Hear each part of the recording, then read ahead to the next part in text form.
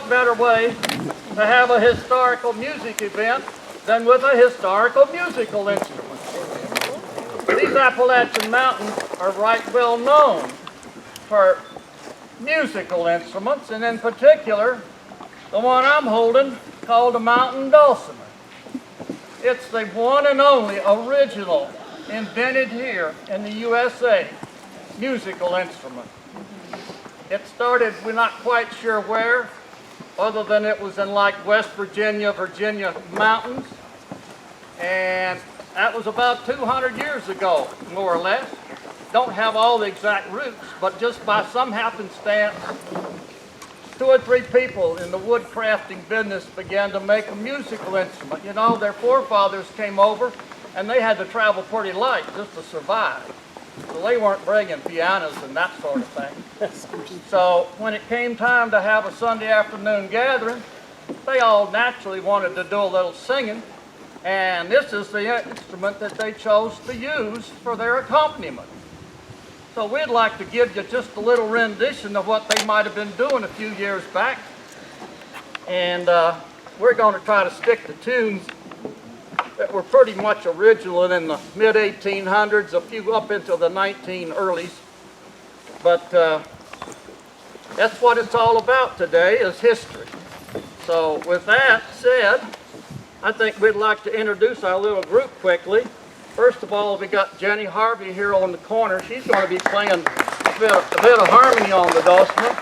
We got Carol Leslie, who's the organizer and the leader of this group. We got Judy Jackson, and her old man right over here on the corner, by the way. He's got a strange-looking dulcimer, but you probably recognize that. And we got Linda Huey from Hueytown, Alabama, and Mark Atkins from somewhere in Alabama himself. And I'm Gordon. Hi, Gordon. Hi, Gordon. Thank you.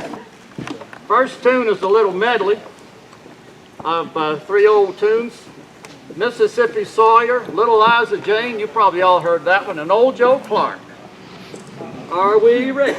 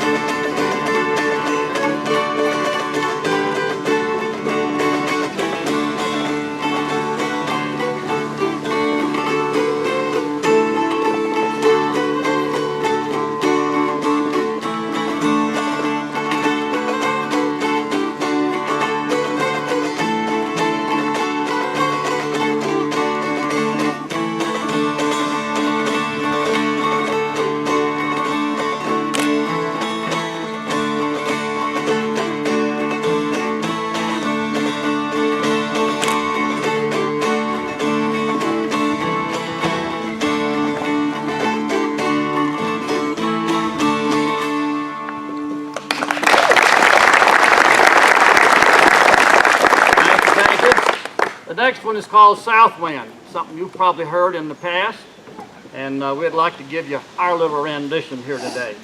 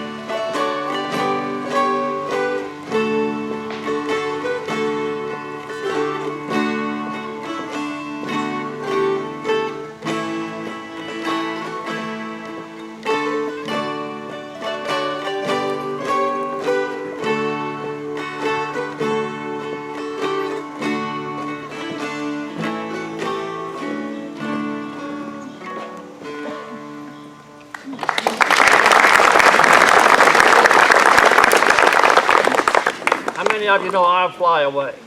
Everybody. All right, we're going to do lots of singing, aren't we? Okay, we'll play it through once and then you can sing the second time around. How's that?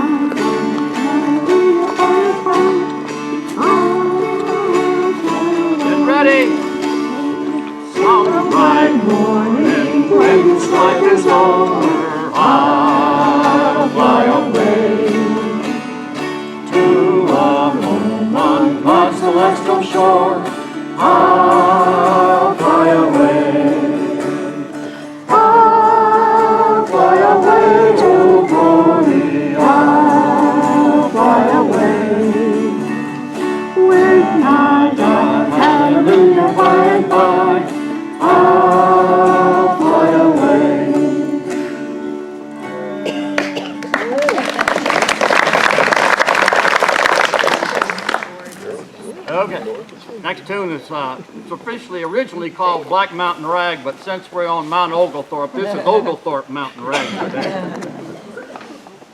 Ready?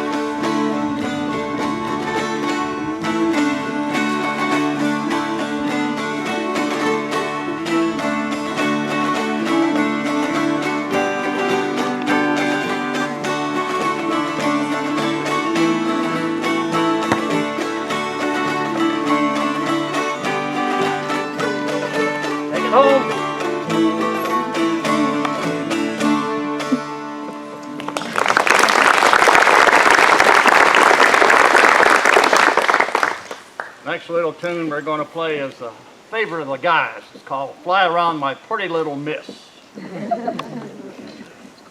Not too fast.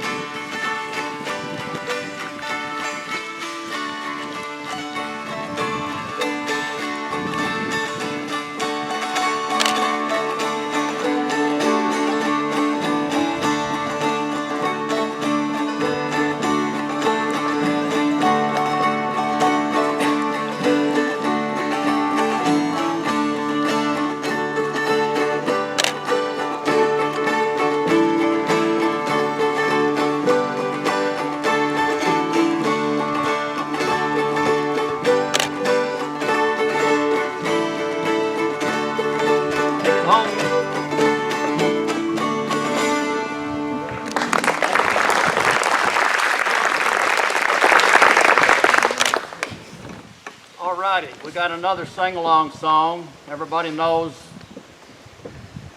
Swing Low, Sweet Chariot. All right, here we go.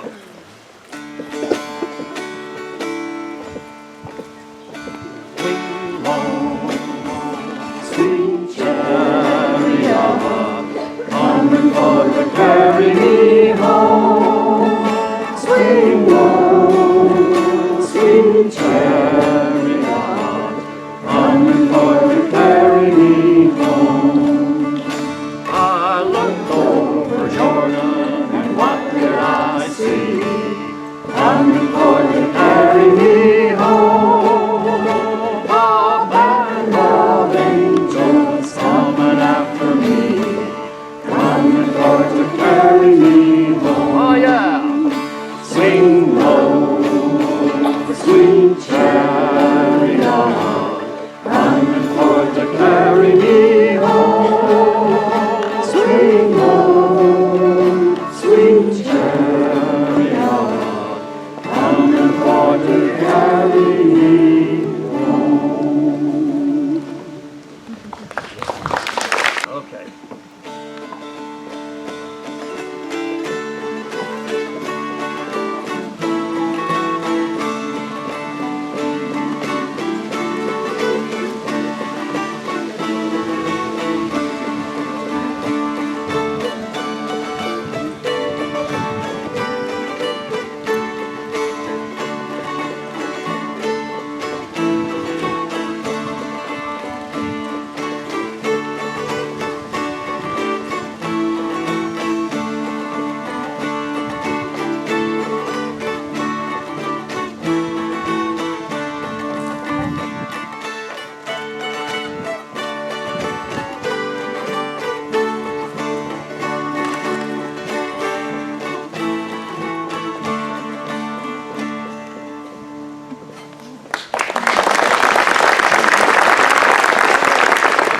One more selection we'd like to play for you. It's called Rosin the Bow.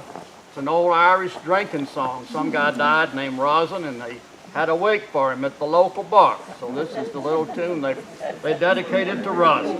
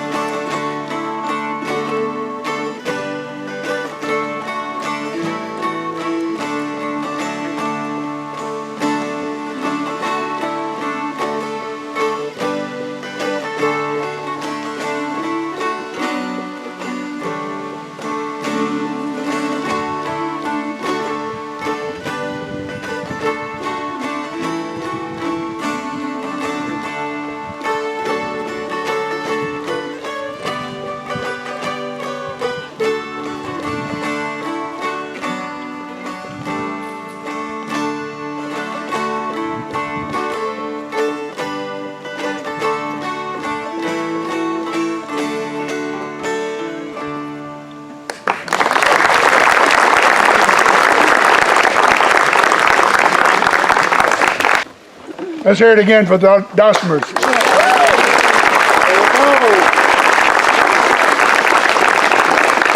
Thank you all for coming. And the drummers.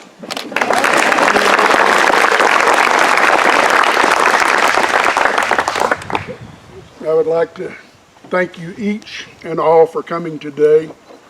This is I'm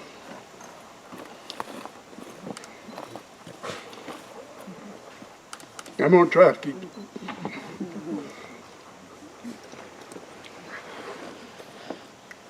My name's Ken Rice, and for those of you that don't know me, I've been around this mountain a few years. But we thank each and every one of you all for coming today. This is truly a great occasion for us. I would like to take this opportunity to introduce you to the board. As of now, the Mount Oglethorpe Foundation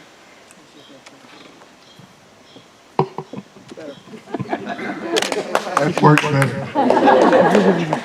The Mount Oglethorpe Foundation is now a 501c3, fully recognized by Uncle Sam, and we would like your participation. But first of all, I would like to thank the mountain stewards. Were it not for them,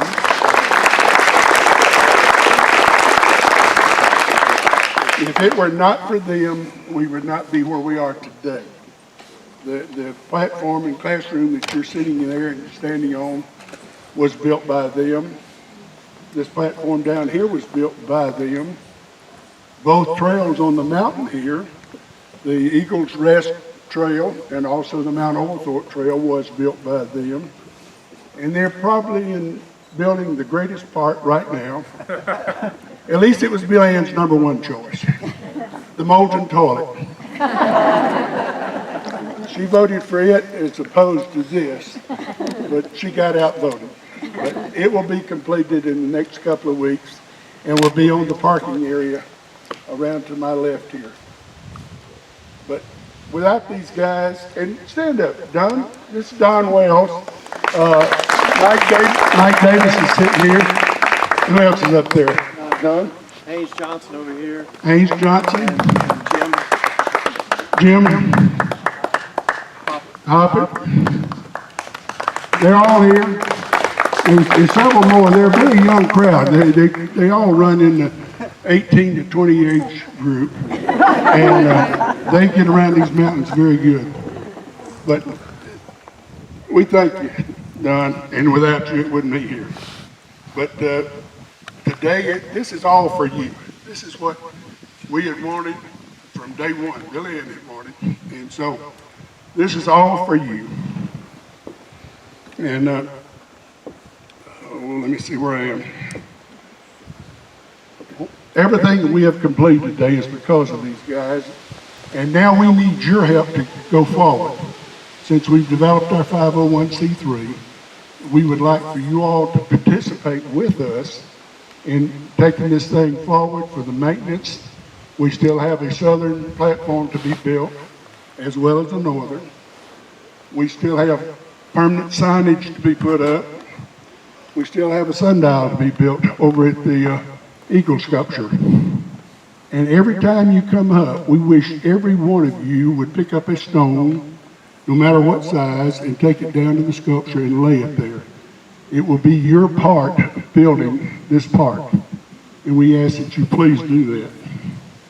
Also, we will be working on the parking area, try to get it in better shape. So all these things, we need your support, your help in doing it. But I'm going to get out of here and let Don do his thing. Kathleen is up on the platform, my daughter. Oh, let me introduce the rest of the board. The board of the Mount Oglethorpe Foundation is Don Wells, Mike and Kate Davis, Linda and John Fife, Kathleen Ingram, my daughter. Who else is here? Is anybody else here today? Anyway, any one of these people will be more than happy to accept your check or your wallet, whichever you prefer to hand over. We're not set up to handle credit cards at this time. But Kathleen's up on the platform and she's going to be passing out some brochures. And I've got some here I'm going to be passing out down below. Is Don Wells, who is the mountain historian for this area. He knows more about the Indians and the rocks and the trees and the dirt up here than anyone I know of.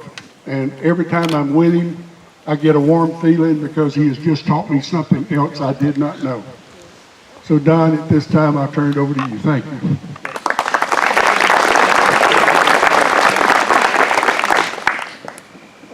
just to say something also about the money, about things. What you see here is about $7,200 of materials. Not a lot of money. 385 hours of volunteer work.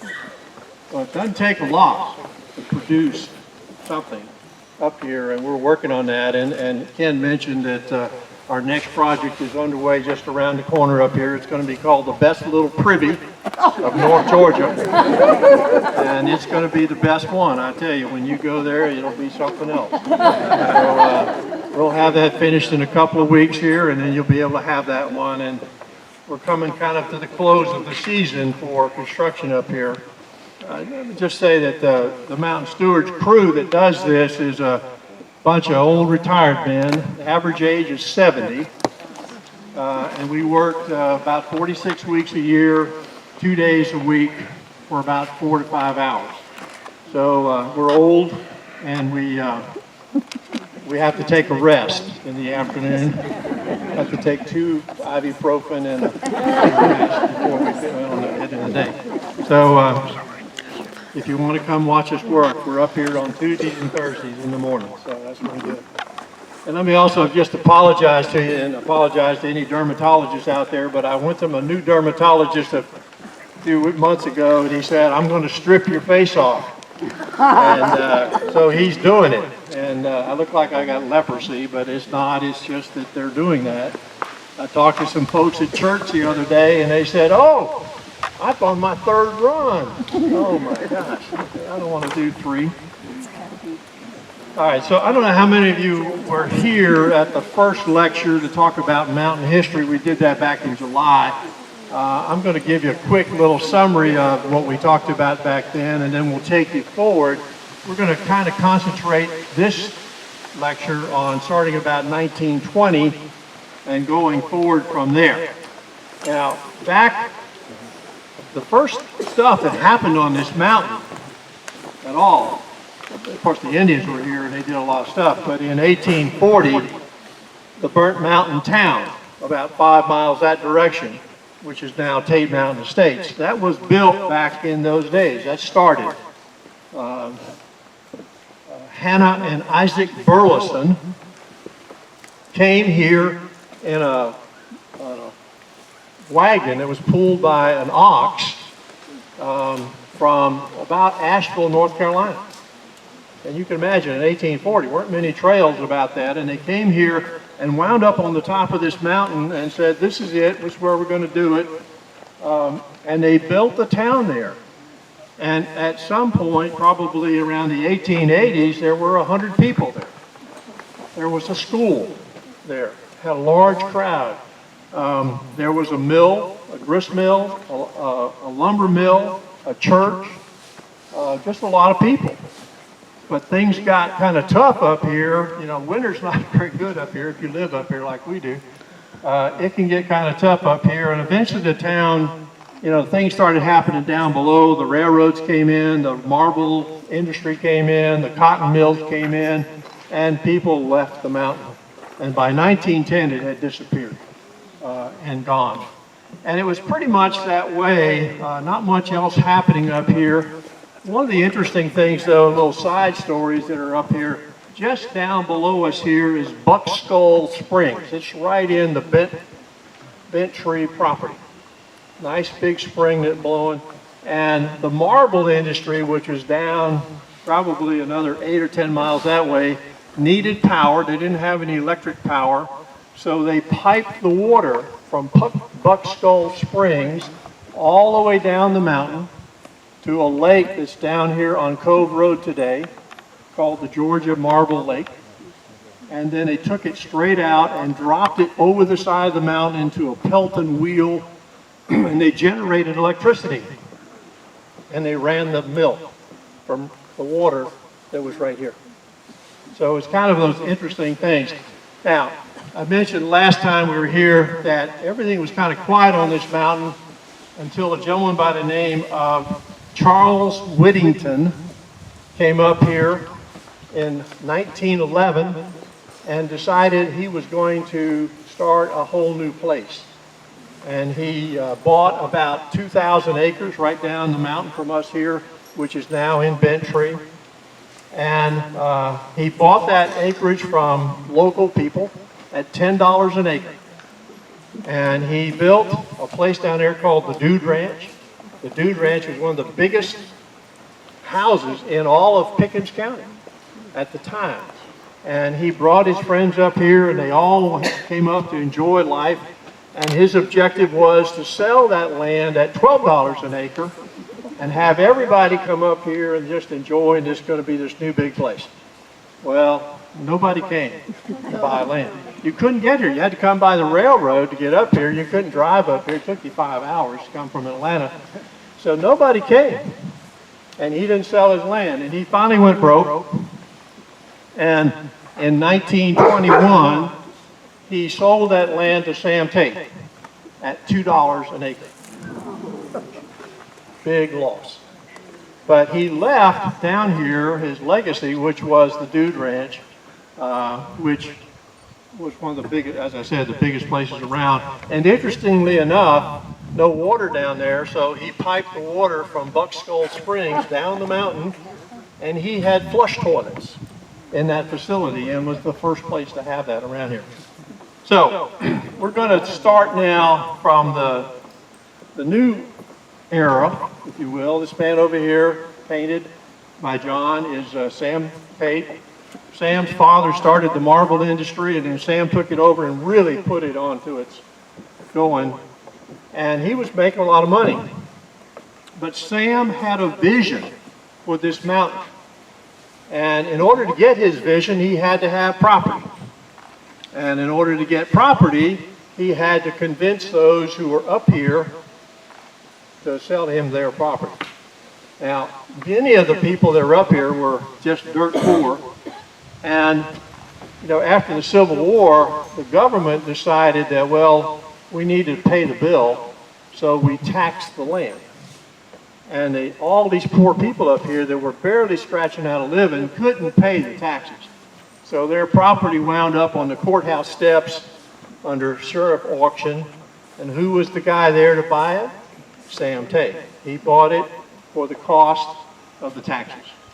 And he continued to do that. And when people were up here and didn't want to sell their property, he just kind of pushed and shoved, and finally they did go ahead and sell it.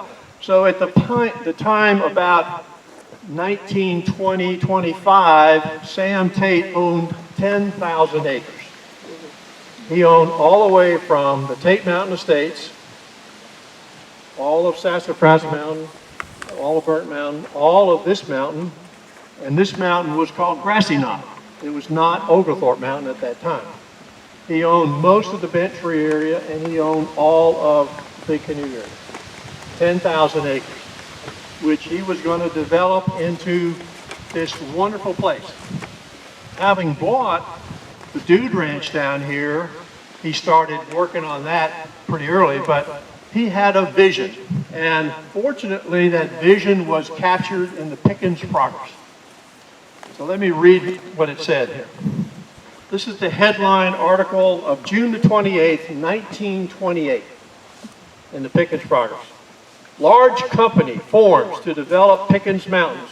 10,000 acres to be turned into the South's greatest playground.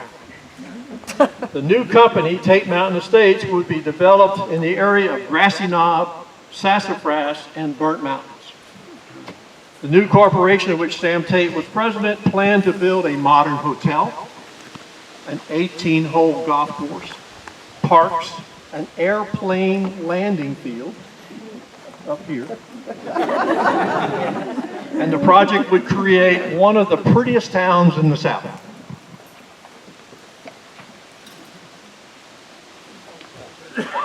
Now, think about that. Population at that time in Pickens County was 9,700 people. This district up here, which is called the Grassy Knob District, had 725 people.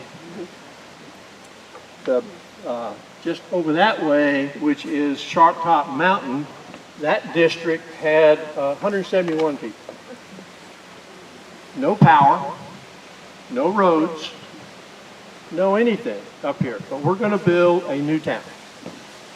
So, I mean, that's really pretty good. And at the same time he was doing that, his vision included what's down below us here. And so in February the 12th, 1931, in the Pickens Progress, it states, Sam takes plans for expansion of the New Dude Ranch. The progress reports the new Dude Ranch is being built on the old Whittington place. Now, you remember the Dude Ranch? That was called the Whittington place. The main building, which is just across the branch from the old Whittington place, will have accommodations for 60 people. And barns are being built for 60 horses. And the old Whittington house, the Dude Ranch, is being repaired and enlarged to for reception of guests. We're talking big plans, big vision. And you can imagine what it takes to do that. Now, when he formed his company, it takes a lot of money. So they put out a bond, put out 10,000 shares, $600,000 value, and got started. He hoped to get all of his friends down in Atlanta to come up here and, buy in and do all this kind of stuff. And very quickly they found out they didn't have enough money, so they upped it to 20,000 shares and $1 million. Now, in that time frame, $1 million is worth about a little over $8 million. So that's a lot of cash. Now, who remembers what happened in 1929? Bad planning. The Depression hit. People losing their money, losing everything they had. And here he goes to start the Tate Mountain Estate. Now, to do this, you want to get his vision, you understand who he brought in here. He hired E. Burton Cook. You may not remember that name. E. Burton Cook is the man that the Vanderbilts hired to build the Biltmore in Asheville. He also built Warm Springs. This is no slouch guy and no cheap person. They also hired Stiles and Van Click out of Boston. Now, they're the best golf course designer around, and they designed the golf course over there, and they hired Robert Trent Jones. Everybody knows Robert Trent Jones, one of the best golfers around. He came in to design that facility. They were going to build at that place a 5-star hotel called the Conahaney Lodge. You can go up there if you can get permission, and you can still see the foundation. Conahaney Lodge was built out of the chestnut trees that had gotten a disease and had to be cut down, but they were able to salvage those chestnut trees, and they built this very large facility right on top of Burnt Mountain that was a 2-story facility built in kind of a Y shape, had 30 rooms, had marble baths. And the people that would come to that facility were the top folk around the country. If you go back and pull out the Pickens Progress from the time the hotel opened about 1930, 31, and look at the weekly report of who was coming to the mountain. There are some very, very famous people that were coming up here. This was the place to come. Pickens County was a dry county, no gambling, no anything. But if you came up there, you could get a drink. You could gamble. And you could do all kinds of things up there. It was a special place, and they had built a special road that they had to come up there. Interesting also in the progress, you can read where the women of Pickens County would station themselves down about where the Burnt Mountain Road turns off of Church Road, right there at that corner, and they would have a stand set up with iced tea and lemonade. And the people would drive by in their fancy cars and stop and get a drink and then head on up the mountain. So this is a wonderful big place, Conahaney Lodge. Second thing was, up here there was no power. No power. So initially when anybody that built a house or built any facility up here, they brought in a special battery type system called a Delco battery way back in those days, and that system would be powered up on I forget how it works exactly, but it would power the house and do some of the hotel. But Sam knew everybody, and he knew the head guy at Georgia Power. And he convinced the guy at Georgia Power to run lines all the way to the top of the mountain, to run just this facility. If you go to the first overlook on 136 down here and look down at an angle, you'll see those old lines still coming up. They're not hot anymore. But that was the original power that came all the way up to the top of the mountain just to feed Sam Tate's facility, interestingly enough. They built roads. You can't see those roads very much anymore. They're buried under a lot of stuff. But again, if you're at that first overlook and turn around 180 degrees and look straight back up the hill, the road is perched right up on the top above that. Now, that's kind of private property, so they don't want you running all over that. But that's where that road was. And it came all the way up through here and brought the people into the thing. So they started work. They built the lake over there, Lake Sequoia. Got the golf course started, got Conahaney Lodge going, things happening. He's trying to get people to buy land and build houses, and some people did, but here you are in 1929, 1930, people lost their money, lost their shirt. They couldn't come up here and buy and build another thing. So very few people did. Very few people did. By 1932, 33, Sam is broke, filing for bankruptcy.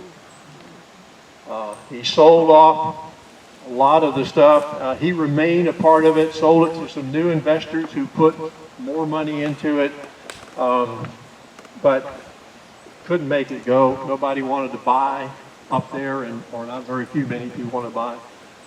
And so by 1938, Sam Tate dies. And there went the wind right out of the sail, that he was the inspiration and the whatever. And so things got really tough at that point. And they're losing money, and the new investors are trying to hang on to it. They can't.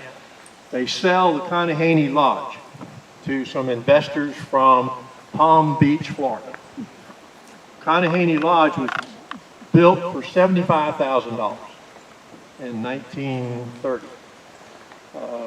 They sold it for $16,500. $16,500. And by 1946, the Conahaney Lodge burned down to the ground, caught on fire and burned to the ground. Nothing has ever been built. If you go back and look at the original plans for the Tate Mountain Estates, there were in fact 2 hotels in the original plans. They only built the first one, but they were going to build a second one if everything got going. And of course, the airport never came to be of anything, but the golf course was built, mostly part of it. And then, since nothing happened much up here and not many people bought, it finally got to the point in August of 1942, right in the middle of the war.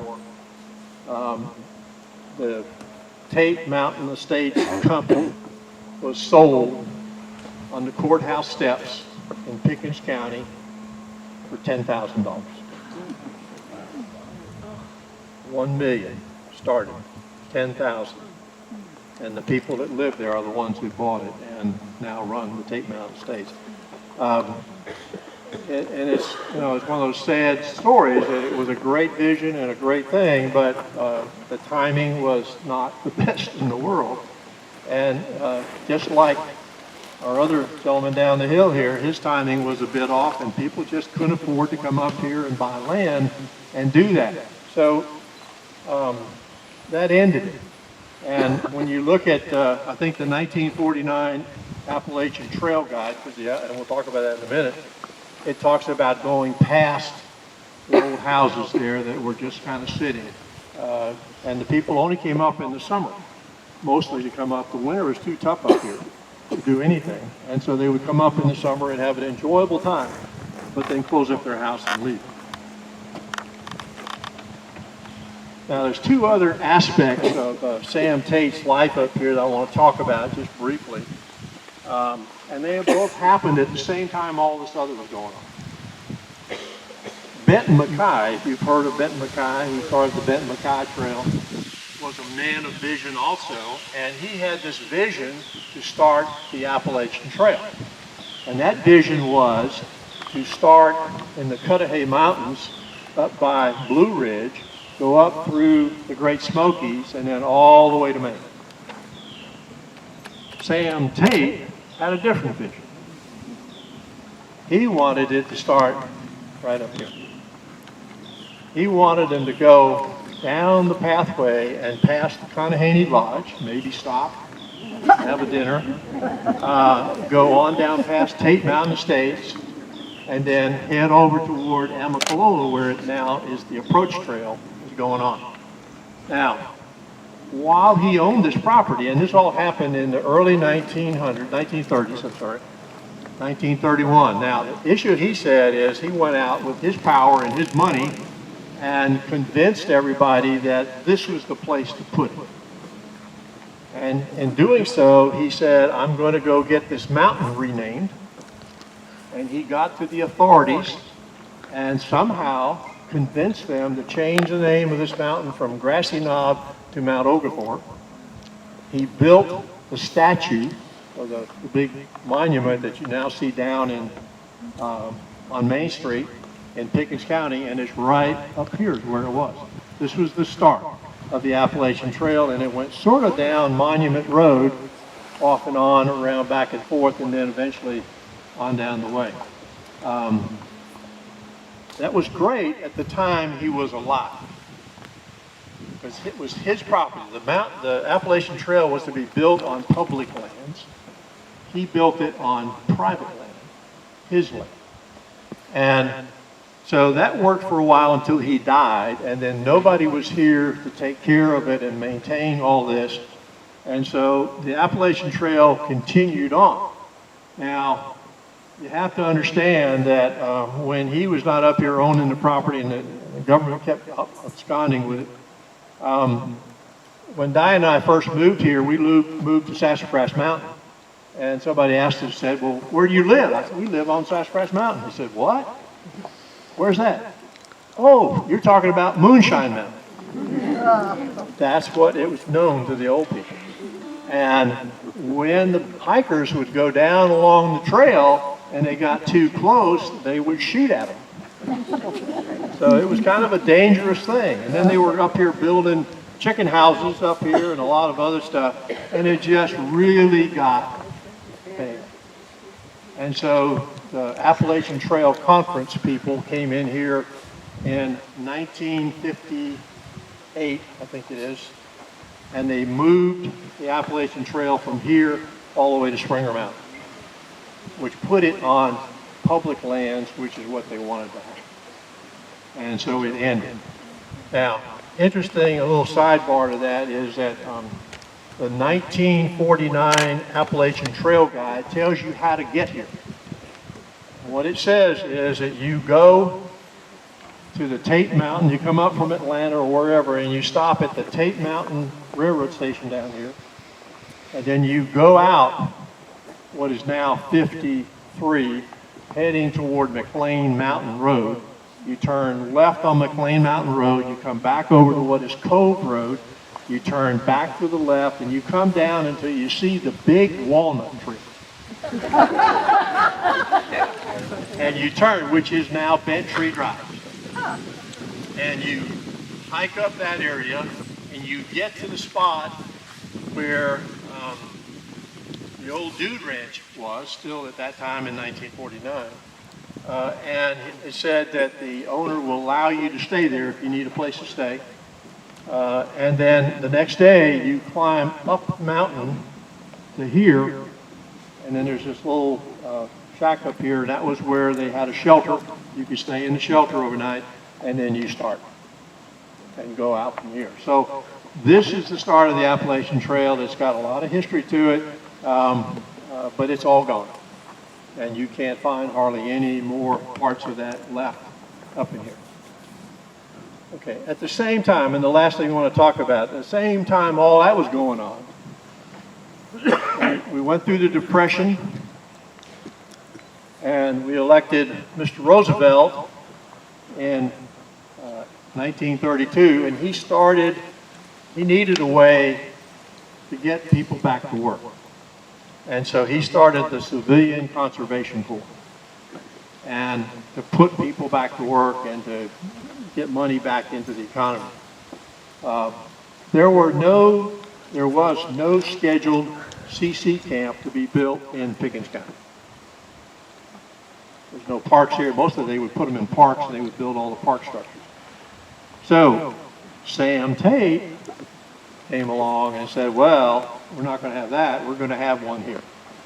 So he went to the powers to be and said, we need a reforestation camp in Pickens County. And so convinced the authorities that that's what they needed to do. And so reforestation camp number 1449 was built right down below us here in Bentry, right by the admin building. And they went out and interviewed 60 young men from around in here, and they picked 20 of them. And they brought in 180 soldiers from Camp Fort Benning, and that 200 people were the CCC camp down below here. They built the best chicken house in Pickens County, right down below, and that was where they stayed, their lodging, and that was also their food place to go. They hired Professor Perot, if anybody knows about Professor Perot from Pickens County here, an excellent gentleman who knew how to survey, knew how to build roads and what have you, and he became the teacher for the people down there, and he taught them all that stuff, and they started building roads. So they built Hendricks Mountain Road up to here. They built Monument Road down that way. They built roads all through the area back here, which is the Wildcat Tract of the Dawson Forest, all the way to Amacola Falls. And they built roads through the Tate Mountain area all the way over to Cartacay. And they would then ride horses to check the forest to make sure it wasn't burning down. And for 10 years, that went on. And until about the 1940s. 1940s, we started going to war, World War II. We didn't need to keep these men employed. We needed other things to happen, and so they shut the camp down. That structure down there became a dance hall in Pickens County for a while, and it was written up in the progress about being a dance hall. And then it got to the point where they couldn't keep that going.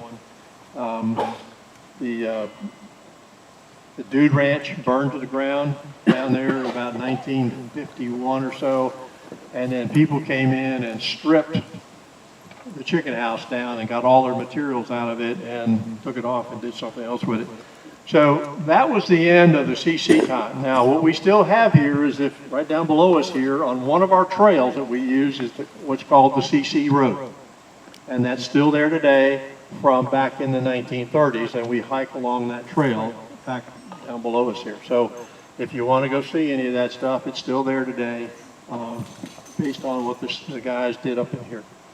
So that's the main stories that we can talk about that happened up in this way.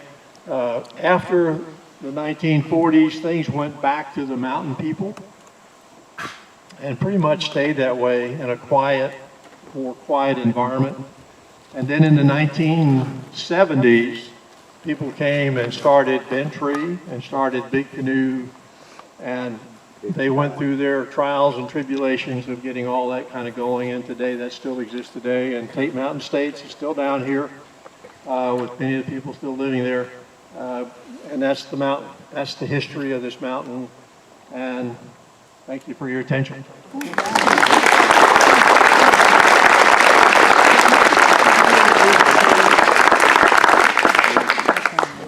any question I can answer? Yes, who is that over there in the armor? That's General Oglethorpe. What does he have on his head? Is that a wig? Hair. Come on. It's a painting. That's Sequoia. Right, I knew that. It's a painting of him in the museum south of London in 1732, when he just before he came over. Questions for Don? Let me just say, yes, sir. All Bent Creek property was purchased in 1955. 55, okay. Well, most of it talks about it being a little bit earlier or later than that, but and also going on back to that time was the Grandview Estates coming in at about the 1940s. We can't hear you. Coming in at about the 1940s with the Grandview Estates. So a lot of things started happening in the Pickens County area. Well, Amicalola Falls used to be private owned too. Right. It was until Buck Crane, that was my uncle. yeah, the government took it over, I think in the, I forget the year, but they bought it. 60, I believe it was. Yes, They ma'am. stole it. Other than the Pickens Progress, what type of resources were you able to use to get all of this very finite information? I mean, it's wonderful. That was my uncle. It's one of these things, Diane and I write history articles. We publish a lot of those in the smoke signals. We're the only outside writer in smoke signals. But we search all over. We're always looking for historical documents, which are very hard to find.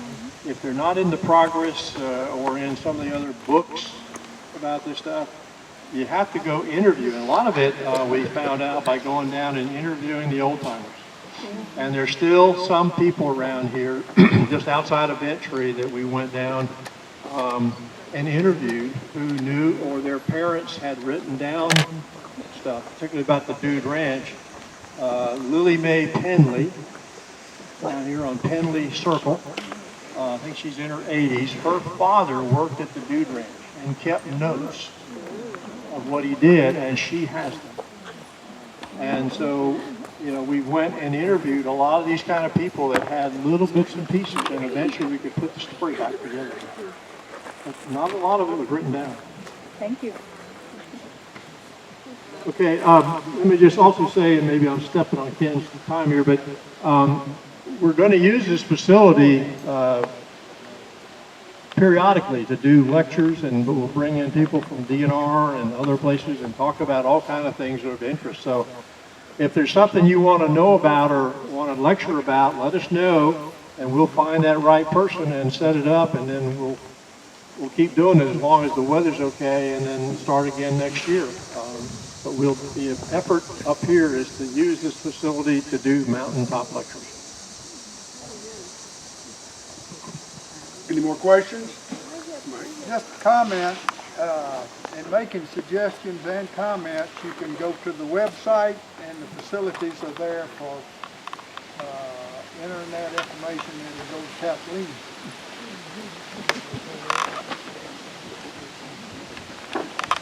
Also, Don didn't tell you, we've had some inquiries. People, after they've seen the structure, won't know if they could have a wedding up here.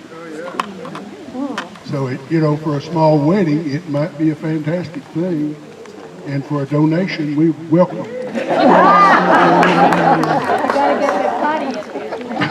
We've got to get the potty in it. Once again, let's thank Don and the Dulcimer group, and the drummers. We appreciate all of them coming today. It was great. We appreciate all of you coming today. And a couple of housekeeping things. The gate will remain open until 5 o'clock today. Big Canoe is the new general manager. Give him a plus. He was very favorably involved. He thought this was for some of our neighbors, so that he ought to keep the gate open. So he agreed to do that. And so we're looking into what we might be able to do there so that at other times you could get through that gate. Before you leave, please get a sheet. Please remember us if you have an extra dollar that you would like to submit, we'd be glad to accept. And finally, we would like each one of you all to come back time and time again. The mountain changes almost daily. I was sitting up here this morning for about an hour, and it was just fantastic looking out through there. And 5 days a year, you can actually see all the way to the curvature.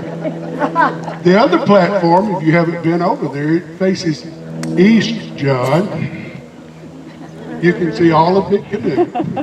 You can see Atlanta. You can see Stone Mountain. You can see Mount Yonah. And if you look far to the north, you can see there's a ridge. It is Highway 60 that comes out of Dahlonega and goes all the way over to Blue Ridge. So we're going to try to get some maps and some pictures that while you're standing up there viewing, you'll be able to see and know exactly what you're looking at the time, just as you're doing here right now. Jasper's over to your right. You can see the Woodbridge water tank there. You can see Home Depot. You can see the bargain barn, the hospital. That Sharp Mountain in the distance out there. You can see Pickens County High School behind me here. There's several church steeples sticking around out there that if you'll sit and just look, they actually jump out of the trees at you. So please come back time and time again, and I want to make a date with you. That just think, 100 years from today, you've got a date with me here, with your great-great-grandchildren. Please come. Thank you.